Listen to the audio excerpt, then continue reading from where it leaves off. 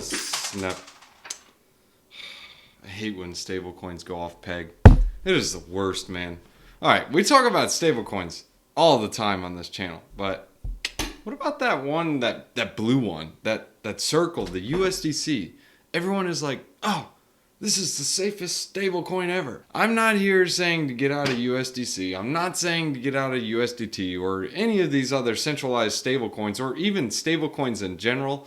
I just want to give you guys some information. I'll keep this video short and you guys do what you want with the facts. Okay, so what is a stablecoin and what is USDC and who backs USDC? So first, a stablecoin works like this. If I give this bank, in this scenario, it's Circle, I give them $1, they issue me 1 USDC. So it's a 1-to-1 ratio. Now Circle, you can consider these guys the bank. I basically give them $1 and then they give me 1 USDC. They pay me nothing for my dollar that I give them. This dollar, they can do whatever they want for it. And even then, in the future, they may charge me for this transaction to turn 1 US dollar into 1 USDC. Let's go on the Circle website and let's go and take a look at a couple of things. As we can see here, USDC is a digital dollar for global business. Okay, this is a really cool concept and all. It's 24/7 digital cash, it's 1-to-1, always on, always open. Awesome, this is cool. The market cap is over like 50 billion at the time of this recording. But I want to show you a couple of terms and conditions and things that nobody really reads. USDC is always backed 1-to-1, right? Like, always. I mean, they have the cash on the balance sheet. Let's go and take a look at a couple of their reports. So here's a list of their different reports that they have in their audits. I'll leave links in the description below for all of this stuff, but in these different reports, you can click on any of them and see what's in them. We're going to go and click on the May one and see what we get. So here's the May report. Let's go ahead and scroll down and see what these guys say. So the total USDC in circulation is 54,005,995. Okay, cool, whatever. Now the total fair value of US dollar denominated assets held on behalf of USDC holders is at least equal to the amount of USDC out in release. Now this doesn't say it's in cash, and this also doesn't say they don't have more. I mean, they could potentially have more.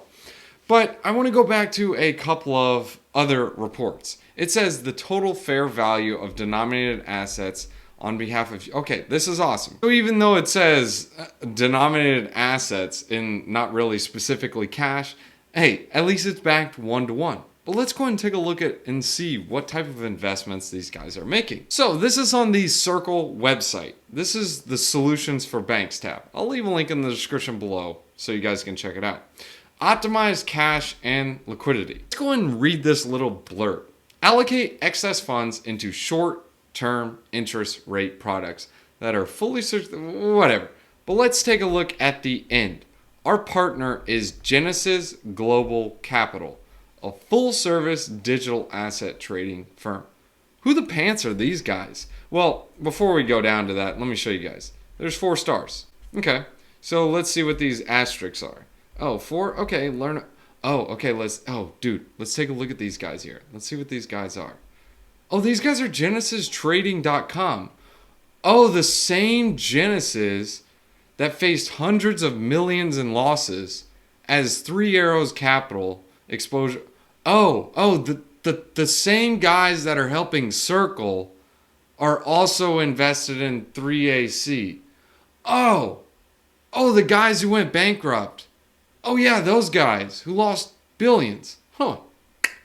Wow, you don't say. Huh, interesting. Well, maybe it's just some not USDC or something else. So I decided to do some further digging and I was like, maybe look in their legal and privacy. Let's see what I find.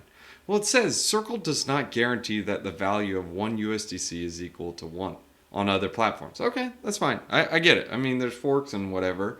Although a USDC is always redeemable for $1, less applicable fees. But they do say here that 1 USDC is always redeemable for $1. At least they guarantee that. Cool. Awesome. This is good to hear. Then I read this in the legal and privacy, and it says We reserve the right to change, suspend, or discontinue any aspect of the USDC services at any time, including hours of operation or availability of any feature without notice. Okay.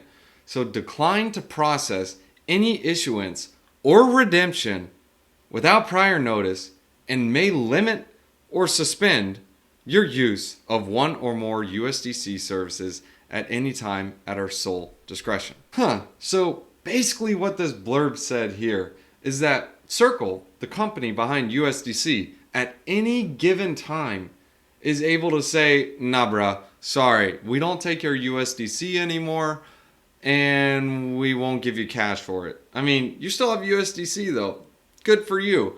But we got your cash. Where did they put my cash? Oh, you gave some to Genesis. Where did Genesis put theirs? Oh, it's with 3 arrows. Oh man. Well, that stinks. Look, come on. I'm not saying USDC is a bad coin. I'm not saying stablecoins should be avoided. But you need to understand what stablecoins are used for. Stablecoins are used for liquidity. They aren't used to store value. They're used for a quick transition in and out.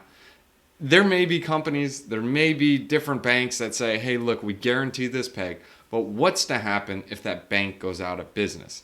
These are just things that you need to keep in mind and you need to understand. By the way, guys, if you guys are enjoying this video so far, make sure you smash up that like, subscribe to the channel, and tell me what you guys think so far of the video. Do you like stablecoins? Do you like USDC? What are your alternatives? Sharing is caring. There are some other stablecoin solutions on the blockchain, like for example, DAI, but remember, there's USDC on the balance sheet of DAI. So we don't even really factor in what happens if USDC goes off peg. And remember, if you look here, they can actually freeze funds at any given time. It even says it in their terms and conditions.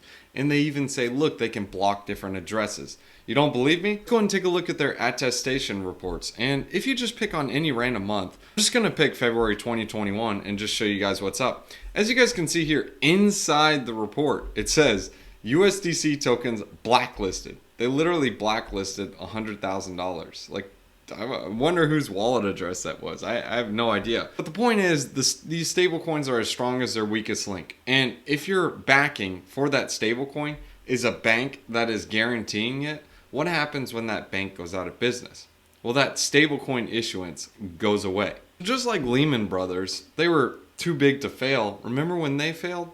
Yes, that also caused other dominoes to fall as well. Them failing actually caused a major crash. So these are just things to understand and keep in mind. So time will tell. We'll see what happens with USDC and USDT if they crash or if Bitcoin goes down even more and more dominoes begin to fall. Only time will tell. We'll see what happens. But again, this is the time where you keep your money off of exchanges. If you want to keep money in crypto, look for the Mayweathers. So far, the ones that have stood the test of time is Bitcoin and ETH. Even then, you are still taking on risk. If you want to store money on the sidelines, I mean, so far, the best way to do it is either keep it in cash or you keep it in other assets. This could be like gold, silver, real estate, and other stuff that YouTube will not allow me to talk about. I want you guys to remember this. Stablecoins are not meant to store your wealth. Stablecoins are meant for a short-term duration to swap between different assets, or at least hedge your position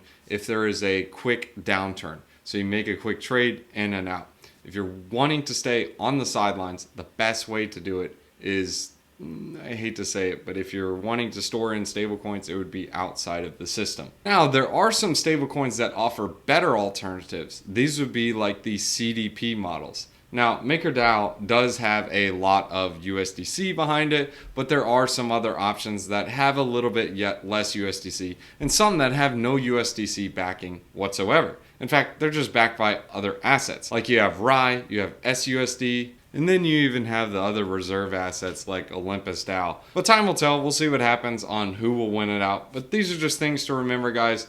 Not trying to FUD, not trying to scare anyone. I just want to give you guys this information and you guys do with it what you will. Let's go ahead and hit you guys with a wisdom one-liner. We're going to hit you guys with Proverbs chapter 13 verses 23. An unplowed field produces food for the poor, but injustice sweeps it away. That's so true, man. Like, well, back in the day, if you unplowed your field, anyone walking by was able to be like, Nice, I got an apple. This is so cool. Now, one other thing I want to add to this. I'm not saying Circle is a bad coin. I'm not saying it's the worst thing to hold. I'm not saying they're going to shut down. I'm not saying it's going to go bankrupt. I'm just putting these things out there just so you guys can make your own decisions.